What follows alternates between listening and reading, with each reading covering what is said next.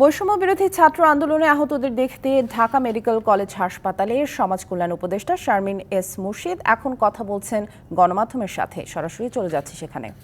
বাচ্চারা যেখানে আছে, যে সযত্নে আছে এবং যে যত্ন সহকারে ভালোবাসার সাথে আমাদের ডাক্তাররা তাদের চিকিৎসা করছেন, সুচিকিৎসা করছেন, সেটা প্রশংসনীয়। এবং আমি নতুন করে আমাদের